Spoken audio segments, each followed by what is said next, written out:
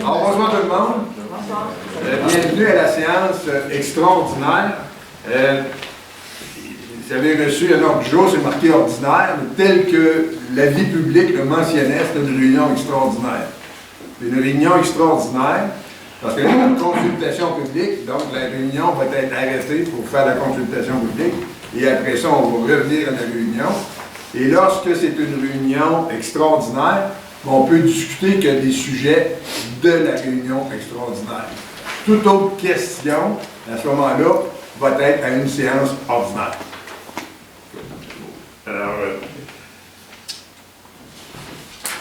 Alors l'ouverture de la séance, ça se fait, extraordinaire, aujourd'hui, 19 décembre. 2. Constatation de l'envoi de l'avis de convocation. 3. Lecture et adoption des ordres du jour. 4. L'ajournement de la séance extraordinaire. 5. La réouverture de la séance extraordinaire à journée. 6. Programme triennal d'immobilisation pour 2023, 24 et 25. 7. Des prévisions budgétaires pour 2023. 8. Une période de questions et requêtes des citoyens. Ça, c'est tel que je vous l'ai dit, en rapport avec la réunion extraordinaire. Et 9. La levée de l'Assemblée. Et en fait, proposition, M. Laugier. Alors, comment? C'est ça qu'il faut faire avant. Qui le fait? On fait juste lui, mais on va faire dessus. Ah, ben, je vais donner. C'est qui le fait? C'est qui? C'est la 5. Alors, on y va avec nous, membres, s'il vous plaît. Nous, membres du Conseil municipal de Sainte-Christine d'Auvergne, nous nous engageons à agir avec honnêteté et intégrité dans le respect des lois qui nous gouvernent et à prendre des décisions en toute impartialité pour les intérêts des citoyens et citoyennes de Sainte-Christine d'Auvergne, tout en assurant une saine gestion de la municipalité et de son développement.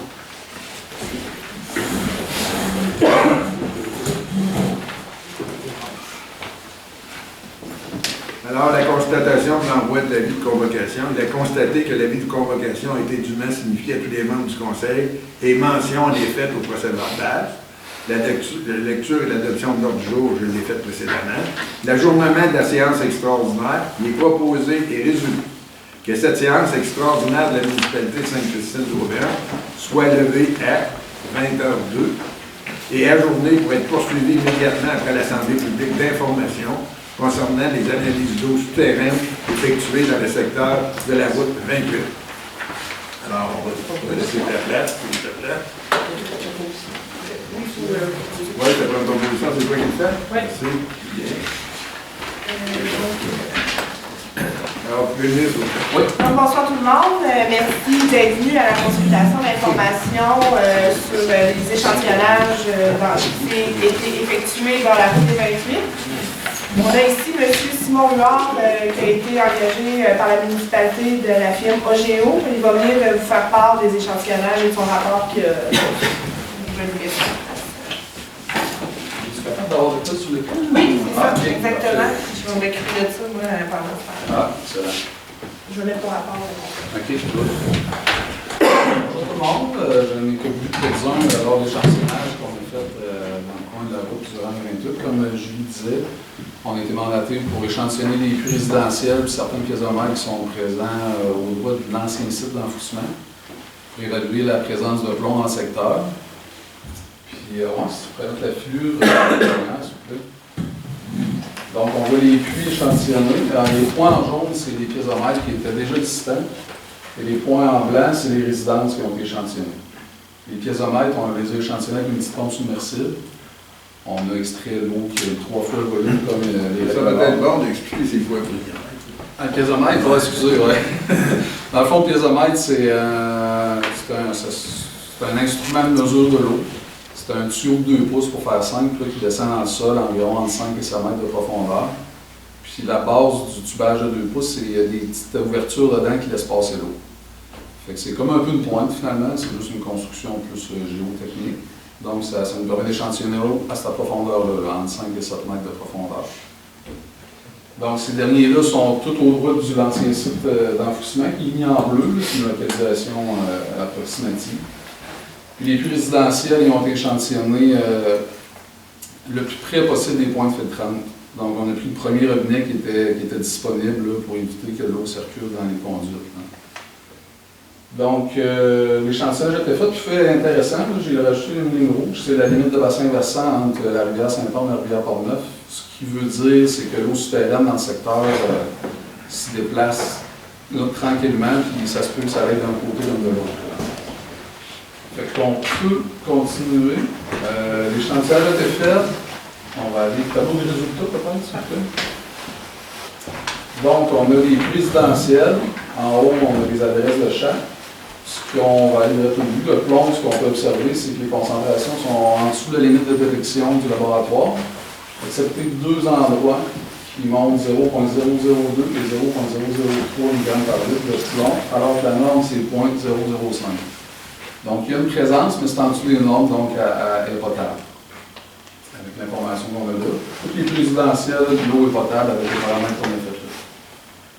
Puis les paramètres, on va aller au piézomètre tout de suite. Il y a un des piézomètres qui montait une concentration en plomb au-dessus des normes. Pendant qu'on a échantillonné, l'eau est restée très très jaunâtre. C'est peut-être la turbidité qui a provoqué cette concentration-là. Mais comparativement à 2001, 20 ans plus tôt, les concentrations, on peut voir qu'ils ont presque baissé de 10 fois la norme, les concentrations qu'il y avait il y a 20 ans. Donc ça semble indiquer qu'il y a eu comme un lessivage un peu, une atténuation du moins de la source de contamination en plomb, d'après les résultats qu'on a là. Il y a d'autres paramètres, là. Il y a un peu de manganèse qui a diminué beaucoup aussi. Puis le fer, comme vous voyez, là, le piézomètre pesait 3,28 en fer, c'est parce que la turbidité était vraiment haute, qui a une concentration comme ça. Donc, avec l'information qu'on a là, c'est une bonne nouvelle. Là, les concentrations en plomb ont diminué. Fait que. Les résidences vérifiées, il y en a pas. Il y en a des traces. Ça respecte toutes les normes. Ça respecte toutes les normes. Donc, l'eau est potable. L'eau est potable. Selon ces résultats-là, l'eau est potable. Pas de danger. Maintenant, vous avez fini votre présentation. Oui. Alors, s'il y a des gens qui ont des questions, levez-vous, s'il vous plaît, tenez au micro. Là, Vous nommez. mon nom, c'est Stéphane Lucie. Vous êtes venu chez moi. Oui. Moi, j'ai quand même eu une concentration de, vous savez, de 0,015. Moi, la remarque, c'est qu'il a fallu que j'appelle quand même l'environnement. Le DSP, c'est pas une plainte, c'est une remarque. Il me dit de le faire. Je l'ai fait. En fait, là, on a découvert qu'il y avait le dépotoir. Il y a quand même une étude qui a été faite en 2001 qui dit quand même que le dépotoir, il y a quand même un potentiel risque pour les maisons du Sud. Et même ma question, c'est que là, les échantillonnages sont faits quand même au mois de novembre. Ça change du coup au printemps. Ça peut, on a discuté d'ailleurs, c'est pas statique, là, les résultats d'analyse. Ouais, puis c'est sûr qu'au printemps, il peut comme avoir un coup d'eau. Mais dans le cas qui nous concerne, nous autres, je me suis posé la question aussi. Puis une semaine avant, il avait fait super chaud, puis il y a eu une grosse précipitation. Puis à l'automne, c'est quand même une période de crue, là, il y a beaucoup de précipitations. Les végétaux ne consomment pas d'eau. Fait que moi, je trouve que c'était quand même assez significatif, là, mais ça serait intéressant de surveiller. Parce que quand même, j'ai quand même eu 0,015. Puis j'ai quand même laissé couler l'eau 10 minutes. J'ai environ 6 litres d'eau dans mes tuyaux. J'ai fait le calcul combien d'eau avec une grosse tasse à mesurer. En 10 secondes, j'ai goûté 2 litres d'eau. Fait que j'ai fait quand même écouler 100 litres d'eau à 120 litres d'eau en juillet avant de mettre de l'eau dans une petite bouteille. Ben, c'est la méthode à faire. C'est ça, parce que moi, je présume que quand même l'eau venait du sous-sol. Ben, ça se charge vite en plomb. Si c'est les conduites qui sont la problématique, même si tu laisses couler 2 heures, ils peuvent continuer à se charger tout le temps. Tu penses?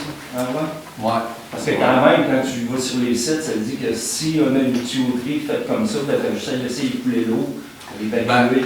Les autres, justement, c'est pour vérifier l'eau que tu consommes s'il y a du plomb. Il faut comme ça peut faire une si grosse différence. Ça peut être assez impressionnant. Ben, regardez l'exemple. Parce que là, j'ai 0,0. J'ai 0,000. Bon, peut-être que ce serait bon d'expliquer de quelle façon il a fait sa prise d'eau, qu'il a fait faire son analyse, et de la façon que vous autres vous le faites. C'est pas pareil. Non. Ouais, je sais comment le faire, par exemple. Comment? Je dis, je sais comment le faire. Ouais, c'est ça. Non, je ne dis pas le contraire, mais C'est pour informer, ouais, c'est pour informer le reste des citoyens, vous êtes au courant, parce qu'il faut comprendre une chose. Là. Malheureusement, la réponse, heureusement, la réponse est qu'il n'y a pas de problème d'eau pour l'instant. Okay? Mais la mauvaise nouvelle, c'est qu'il y a des gens qui ont paniqué et qui ont fait paniquer d'autres personnes. Et ça, je trouve ça triste. Là. Parce que je ne crois pas que tant et aussi longtemps qu'on n'a pas fait faire l'analyse réelle, qu'on ait à faire paniquer d'autres personnes. Ça, je trouve ça très triste. Mais j'ai demandé, moi, de où, à Mme Bédard de faire des tests supplémentaires, justement pour arriver à empêcher ça. De faire paniquer les gens? Non, de faire des tests supplémentaires. On les a fait, les tests? Oui, en août, quand même, je lui ai demandé. Tu sais, là, Ouais, c'est mais... long, là. Puis là, vous les faites parce que c'est quand même l'environnement qui vous le demande de oui, faire. c'est les deux ministères. Vous ne saviez pas de votre chef, là. À l'ouverture, je ne sais pas si vous avez remarqué, tout à l'heure, notre conseillère nous a lu que les membres du conseil faisaient les choses dans l'intérêt des citoyens et des citoyennes de Sainte-Christine-d'Auvergne en assurant une saine gestion de la municipalité et de son développement. Et ça, sans particulier. C'est ça qu'on a vu tout à l'heure. Alors, c'est exactement ce que c'est qu'on fait. C'est qu'on a eu une information, on a vérifié que le ministère, on a tout suivi ce que c'est que le ministère nous a dit. Et on va continuer à faire ce que le ministère nous dit. Parce qu'on fait ça dans le respect des lois. C'est ce que c'est qu'on fait. On ne commencera pas à inventer des choses, puis on ne fera pas paniquer avant de connaître des résultats. Là, on a des résultats. Par la suite, comme vous le savez, chaque citoyen de la municipalité a son propre puits. Chacun d'entre nous faisons des tests, si on le désire, de nos puits. Alors, on va continuer à faire ça. Advenant que quelqu'un trouve des problèmes lorsqu'il fait l'analyse de son puits, bien, nécessairement que la municipalité va revérifier avec le ministère et va continuer les exercices. C'est la façon dont on va procéder. Il n'y a pas d'autre. Mais ça, il a fallu que ça se fasse le 21 ans. Ils disent c'était église. Là, 21 ans, je veux dire, autant que je sache, voilà, 21 ans, la municipalité avait la responsabilité de vérifier ces choses. Il a vérifié, il n'a jamais entendu parler qu'il y avait des problèmes alentour. Parce s'il avait entendu parler qu'il y avait un citoyen qui avait un problème avec son puits, puis que la même chose était arrivée, mais ça aurait été vérifié, là, en tout cas. Il y a 21 ans, moi, je n'étais pas là, moi, je suis arrivé en 2001, novembre 2001. C'est la première fois que j'ai été élu dans la municipalité. Donc, c'était précédemment à ça.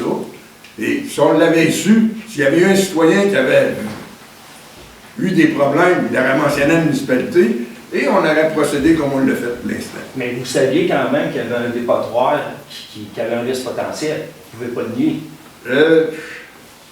S'il fallait que tous les risques potentiels soient vérifiés, la plus grosse partie de nos salaires irait en taxes pour tous les paliers du gouvernement. Il faut être raisonnable dans le jeu. Mais il reste un fait, ça je peux vous l'assurer. Tant et aussi longtemps, il va y avoir des choses à surveiller. Okay? S'il y a un problème, la municipalité, comme je connais le conseil, va prendre ses responsabilités. Il l'a toujours fait. Est-ce qu'il y en a d'autres qui ont des questions? Oui, monsieur, avancez-vous. Et madame, monsieur, madame. Quelque chose de même?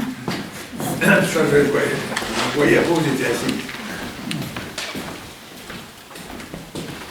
Personnellement, j'étais bien contente d'avoir l'information.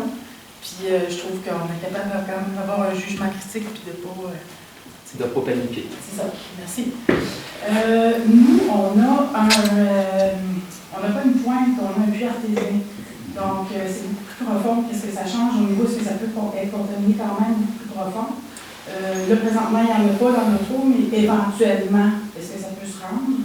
Et autre chose, le machin chouette qui était contaminé, celui où il y avait des lectures plus élevées.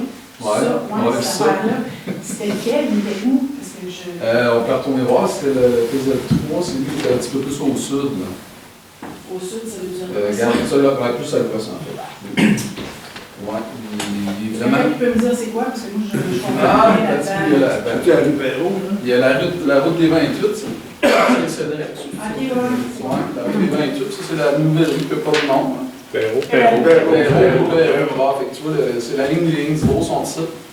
C'est juste au coin, là. Il était vraiment collé sur le site. Est-ce qu'on va avoir accès à ça? C'est à Parce partir que de moi, ça. j'aimerais être capable de lire, de regarder. Là, c'est public, c'est public. Et pour votre puits plus profond, habituellement, il est en grande profondeur, comme ça, parce qu'il y a 100 pieds de sable dans ce secteur-là, il y a une bonne épaisseur. Ouais. Ça assure une certaine éducation, c'est moins vulnérable. Excusez, il y a quelqu'un qui parle plus fort que vous. On va attendre. Vous pouvez continuer. Okay. Un puits en grande profondeur, c'est moins vulnérable aux contaminations de surface. Il n'y a rien d'impossible, c'est l'hydrogéologie, c'est la nature, là, mais en théorie, vous êtes mieux protégé en plus grande profondeur contre les contaminations de surface. OK. Il peut y avoir du plomb dans le roc aussi, ça peut être variable. Merci. Ça fait rien. D'autres questions? Oui? Après l'autre. Oui, moi, mon nom, c'est Camille Tessier. J'aimerais savoir, vous dites qu'il y a eu une diminution depuis les anciens tests, mais est-ce qu'il y a eu d'autres tests faits avant pour vraiment montrer une diminution ou il y avait une variabilité dans ces anciens tests-là? On a juste 2 tests. Moi, en tout cas, j'ai juste en main en 2021 puis en 2022. Puis mon autre question, c'est est-ce qu'il y a une intention de continuer à faire des tests annuellement, saisonnièrement? Bien, disons qu'on ne le fera pas à tous les ans pendant le prochain centenaire, mais effectivement, pour les 2 prochaines années, on va vérifier le site d'enfouissement. Sur une base annuelle ou? Sur une base annuelle, effectivement. Plus fréquente? J'avais prévu 3 fois par année. 3 fois par année, 3 fois par année. On va faire ce que c'est qui est recommandé. Merci. Ouais. C'est ça. Oui. Oui, bonjour. Jean-Yves Girard, Tranquille des Roses. Avez-vous l'intention d'identifier le dépotoir comme étant le site d'enfouissement bientôt, avec une pancarte qui dit que c'est un site d'enfouissement? Oui, probablement.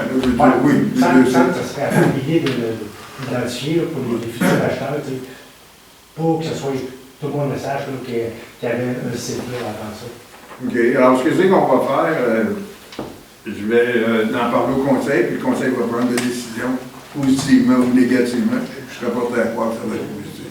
Moi, j'ai acheté en 2019. Oui. J'ai jamais su qu'il y avait un site d'enfouissement là. Il y a tout le monde, je ne sais pas si pourquoi la ville ne veut pas informer. Ah, ben parce que, est-ce que vous lui avez posé la question s'il y avait des problèmes? Parce que normalement, c'est pas le rôle de la ville de dire, ben, où vous installez, monsieur, il y a un site d'enfouissement qui est là. Normalement, en tout cas, de la façon, moi j'ai été courtier immobilier. Oui. Comme courtier immobilier, si j'avais une propriété à vendre, j'appelais la municipalité pour savoir s'il y avait des problèmes. OK? Alors, si quelqu'un fait affaire sans un courtier immobilier, à ce moment-là, il a la responsabilité d'appeler à la municipalité pour vérifier est-ce qu'il y a des problèmes. Est-ce que M. Perrault a été obligé de me dire? S'il l'avait su, oui.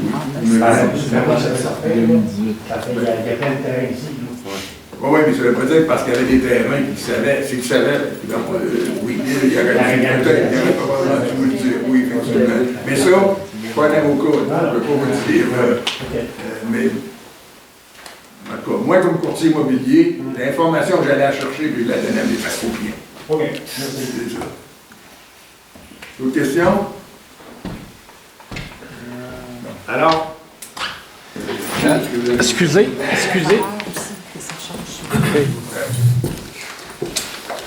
En 2018, on avait appelé nous autres. Oui, Puis on avait posé la question. oui. Puis, rien. Ah, vous avez appelé qui? On a parlé à la municipalité à peu près à tout le monde. Quand on a acheté notre maison, là, je dirais, il n'y a rien qu'on n'a pas demandé comme question. Il y a personne qui vous l'a dit. Il y avait eu un site Un site d'enfouissement. OK. À ce moment-là, c'était une erreur. J'aurais dû vous la renseigner. OK. Je vais en prendre note, puis je vais dire à Marie-Lynne de le dire à tous les nouveaux citoyens qui appellent pour prendre l'information. Peut-être Ça serait important, oui. Puis au niveau de la valeur aussi de nos propriétés, là. Parce que moi, quand j'ai acheté, c'était pas... Ouais. Par contre, à partir du rapport que nous avons actuellement, ben, la valeur de votre propriété n'a pas diminué du tout. Si Je suis pas convaincue. on avait eu un rapport comme quoi que c'était contaminé, là, effectivement, vous auriez raison de dire qu'il peut y avoir une incidence sur l'évaluation de votre maison. Mais actuellement, aussi longtemps que tout est correct, que l'eau est potable, ben, ça ne peut pas diminuer votre maison. Le fait d'être proche d'un ancien dépotoir, ça ne fait pas diminuer la valeur. Moi, en tout cas, j'y aurais pensé 2 fois quand j'ai acheté, personnellement. Là. Je dis ça de même. Parce là. qu'il existe quand même une map, ça s'appelle le repère GTC. Ça, c'est en fait l'environnement 2003. On demandait à toutes les municipalités de déclarer les sites contaminés en 2003. Et normalement, c'est supposé d'afficher dans cette map-là. Et quand on y va sur cette map-là, toutes les municipalités autour, que ce soit Saint-Albert, Saint-Casimir, Saint-Vaud, il y en a toutes des sites de déclarés, sauf si il n'a pas été déclaré. C'est quoi qui est enfoui? Nous autres, là, le rapport que monsieur parlait tout à l'heure de 2001, nous l'avons. Il y a de l'écho financier. Le rapport dont on parlait de 2001, on ne l'avait pas ici, c'est le ministère qui nous l'a fourni, c'est bien ça? Julie? Oui, ben, c'est ça, je ne l'avais pas dans mes archives. On ne l'avait pas dans les archives de la municipalité, c'est le ministère qui nous l'a fourni. Alors, si le ministère a oublié de l'inscrire, c'est le problème du ministère. Ouais, mais ça s'est fait en 2003. Oui, c'est ça, je dis. en 2003. Oui. Il fallait que ça soit déclaré. Ben oui, mais à ce moment-là, Peut-être si le ministère avait le rapport de 2001, ma connaissance qui est déclaré, non? Peut-être aussi peut-être la municipalité va devoir le faire. En plus de ça, c'est qu'il fallait déclarer si c'était contaminé. Ben, Et le rapport de 2001 déclarait que c'était pas contaminé. Non, c'est pas ça que j'ai dit. Non, Mais c'est là, ça. Non, mais dans le fond, là, on parle de l'eau potable, de l'eau souterraine. Est-ce que le site a été déclaré contaminé? C'est pas nous, la municipalité, qui va déclarer ça. Il faut qu'il y ait des rapports. Est-ce qu'il y a des études qui ont été faites pour dire que le site était contaminé? Parce que moi, j'ai pas trouvé ça dans les documents de la municipalité. Donc, je vais faire des recherches au niveau aussi légal, puis tout ce qui s'est passé là, à ça, pour voir pourquoi il n'est pas sur le... Parce qu'à chaque année, il faut déclarer les sites contaminés à la municipalité, puis j'en déclare 0 depuis que je suis ici à l'emploi. Fait que le rapport, je n'étais pas au courant non plus. Je l'ai appris. C'est un ancien dépotoir. Écoute, il y a des vieux camions de 1950, on les voit, ils sont là. Ils sont à jour, là. Ils sont même pas enterrés. Mais est-ce que dans ce temps-là, c'était pas normal. Il y a des études à faire pour savoir si c'est contaminé. C'est pas vous ni moi qui va le faire ce soir. Je vais faire des recherches. Parfait. Là, à ce moment-là, on va vous revenir avec ça. On va faire les vérifications. Il y a une chose que je peux vous assurer. Le conseil, comme je le connais, va prendre la décision de tout faire ce que le ministère nous demande. Les ministères, pas un, les ministères. Actuellement, il y en a 2. Le ministère de la Santé et de l'Environnement. Et on suit ce qu'ils nous recommandent. Alors, on va continuer dans ce sens-là. Aucun problème. D'autres questions? Oui, monsieur. Moi, j'aimerais juste mentionner que le plan d'urbanisme date de 2015, puis qui est inscrit au plan d'urbanisme, puis que c'est mentionné qu'il y a des risques importants de contamination. Donc, l'article 4.3.2.2. Ah oui. Alors, comment est-ce que j'ai pas compris? L'ancien site d'enfouissement, il figure au plan d'urbanisme qui date de 2015. Puis là-dedans, on peut lire qu'il y a des risques importants de contamination liés à l'ancien site d'enfouissement. Vous avez lu ça où? Dans le plan d'urbanisme de la municipalité de Sainte-Christine d'Auvergne. Oui. L'urbanisme refondu, l'article 4.3.2.2. Exactement. De l'urbanisme refondu. C'est bon. Mars 2015. OK. Une question? Bon, à ce moment-là, la consultation publique est terminée. Merci. Merci à vous autres. Merci. Pauvre gars.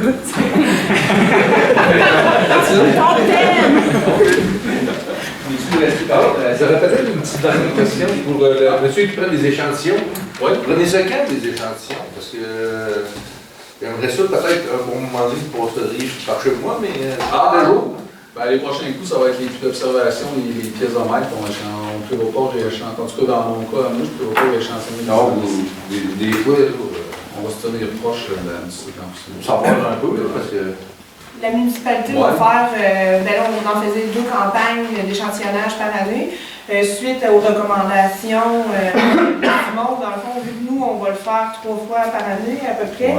Ben, on va faire des campagnes d'échantillonnage d'eau en même temps, dans le fond, pour que vous puissiez, dans le fond, bénéficier là, du rabais de la CAPSA pour les tests d'eau. Donc, vous allez pouvoir vous-même échantillonner. Je pense que c'est le temps que ça se fait, parce que, tu sais, s'il fait ça du lundi au vendredi, s'il vient à 2 h de l'après-midi, ça va être vous qui va le faire, votre Vous le faites. Si vous avez un problème, là, à ce moment-là, la municipalité va ici, ça donne une chance. OK, mais c'est moi qui prends mon échantillon et je l'amène. Oui. C'est ça, puis on l'envoie au laboratoire, puis les autres font l'analyse, puis à partir de là, s'il y a un problème, selon le problème, si on pense que ça peut être, à ce moment-là, on va faire retourner le spécialiste pour aller faire un autre échantillonnage. OK, s'il contacte, il voit quelque chose, il va venir. C'est ça, comme il a échantillonné, là, puis à l'heure actuelle, bien sûr, qu'il a échantillonné, c'était correct. Puis, on ne lui demande pas de retourner dans les résidences tant ou sinon il n'y a pas de problème. Parce que c'est la responsabilité de chaque citoyen de vérifier son puits. Je veux dire, tout le monde ici à l'entour de la table, tous vous autres, ben, on a la responsabilité des échantillonnés nos puits. Sauf les plagiomiètres vont être faits régulièrement, c'est ça? Ça, ils vont le faire pour les 2 prochaines années, c'est ça? Selon ce que le ministère a demandé, ça va être fait comme ça. OK. C'est ça. Il n'y a pas de problème pour ça. Ça va être écrit quelque part. C'est nécessairement que tout ce que c'est qui est fait de cette façon-là, comme tout ce que c'est qui est fait publiquement, ben, c'est l'obligation, c'est à la portée. Il va y avoir un nouveau mandat donné par résolution dans les prochains jours. C'est ça. Donc, à partir parce que la municipalité parle toujours par résolution. Alors, à partir des résolutions, ben, vous savez ce que c'est qui se passe. Vous avez la chance, pas toutes les municipalités qui le font. Toutes les réunions, toutes les assemblées sont filmées comme vous voyez actuellement, puis vous pouvez les voir sur le site de la municipalité. Ils peuvent retourner combien de temps en arrière? Je crois que c'est depuis le début qu'on les filme que c'est sur le site web de la municipalité. J'en ai retrouvé jusqu'en 2015. Oui, c'est ça. Ben, Je pense que c'est dans ces années-là qu'on a La commencé. réunion, justement, pour les chemins, là, et tout ça. Non, c'est ça. Parce que pour nous autres, là, je veux dire, On parlait des lumières, justement. on ne veut pas jouer à cachette. C'est ça. Alors, tout est public, puis si vous avez besoin d'informations, appelez. Comme tout à l'heure, il y a des gens qui parlaient d'avoir le rapport. Tous les gens qui veulent avoir le rapport du spécialiste, communiquez à la municipalité, puis elle va vous l'envoyer par courriel. Puis si vous n'avez pas de courriel, on va vous l'envoyer par écrit. Ça va? Bon, ben, c'est beau. Alors, pour ce que c'est que la consultation publique, c'est terminé. On va revenir à l'ouverture de la séance extraordinaire qui a été ajournée pour tenir l'Assemblée publique d'information concernant les analyses d'eau souterraines effectuées dans le secteur de la route 28. Programme triennal d'immobilisation pour 2023, 24 et 25. Considérant que selon l'article 153.1 du Code municipal du Québec, le Conseil d'une municipalité locale doit adopter le programme d'immobilisation de la municipalité pour les 3 exercices financiers subséquents. Il est donc proposé et résolu que les membres du Conseil municipal adoptent le programme triennal des dépenses en immobilisation pour les années 2023, 24 et 25. Donc, la municipalité de Sainte-Christine d'Auvergne a fait la lecture. Alors, le programme de dépenses en immobilisation pour l'année 2023. En administration, on prévoit 21 500 $. Pour la sécurité, 53 600 $. Pour la voirie, 438 030 $. Pour l'hygiène du milieu, 120 568 $. Pour le loisir et développement, 165 200 $. Pour un total de 798 898 $. En 2024, l'administration, 5 000 $, la sécurité, 1 600 $, le transport et la voirie, 3 150 000 $, l'hygiène du milieu, 20 000 $ et les loisirs et développement, 212 700 $. En 2025, on prévoit 20 600 $ en administration. En voirie et transport, on prévoit 1 200 200 $. L'hygiène du milieu, on ne prévoit rien. Et pour le loisir et développement, on prévoit 122 000 pour un total de 1 344 800 $. Une description des projets projetés sera publiée suite à l'adoption du budget 2023 dans l'Écho d'Auvergne de janvier 2023. Alors, qui en fait proposition? Monsieur Jean-François Paquet. Prévision budgétaire pour 2023. Considérant qu'il y aura présentation ainsi que les dépôts du budget équilibré pour l'exercice financier 2023, considérant qu'un avis public de cette adoption a été donné conformément à l'article 956 du Code municipal le 25 novembre 2022.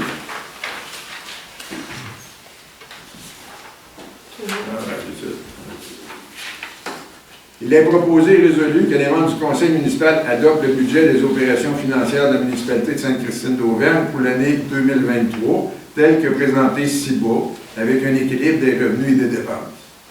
Alors, pour les recettes des taxes, on parle d'1 619 142 $. Les autres recettes, 218 823 $.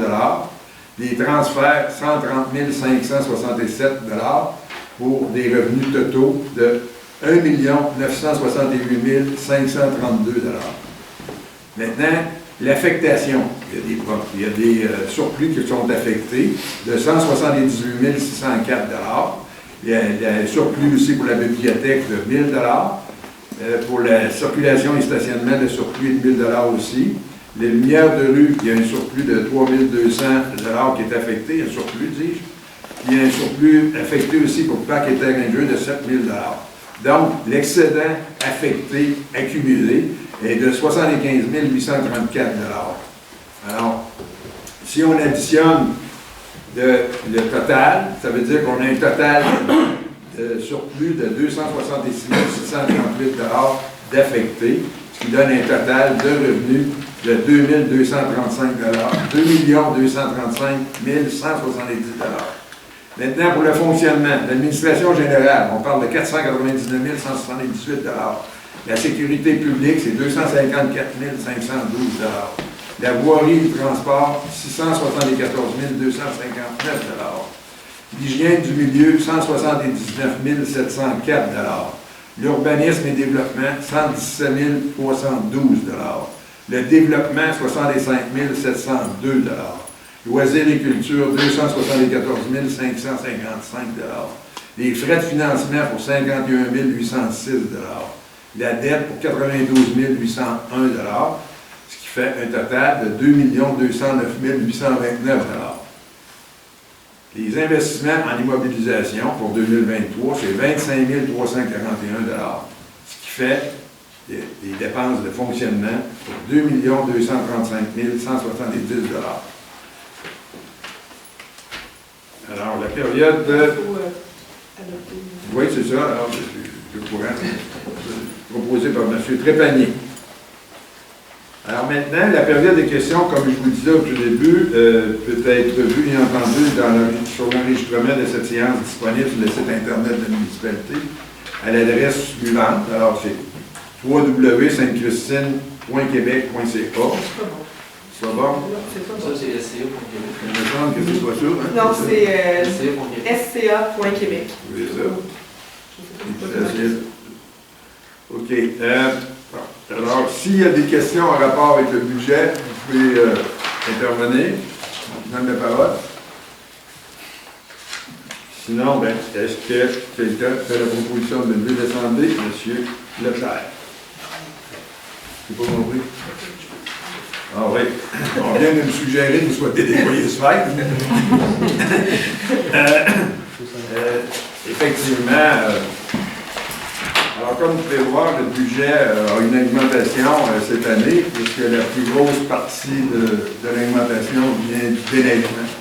On a renouvelé notre contrat de déneigement. On sait que le diesel coûte beaucoup plus cher même que l'essence. Alors, ce qui fait qu'on a eu une augmentation majeure. Avec l'augmentation du compte de taxes que vous allez savoir au mois de janvier qu'on fait ça. Au mois de janvier, bien, vous allez connaître l'augmentation. Et je peux vous dire qu'on travaille très fort pour donner l'augmentation seulement du déneigement. Alors, ce que c'est qu'on va avoir eu comme augmentation de déneigement, c'est ça qui va se refléter comme augmentation de compte de déneigement. Voilà. Alors, bien, merci de votre présence. Puis, n'importe quel temps, gênez-vous pas. appelez la municipalité. Puis si vous n'êtes pas satisfait, ben, je veux dire, mon numéro de téléphone est dans le bottin téléphonique. Merci.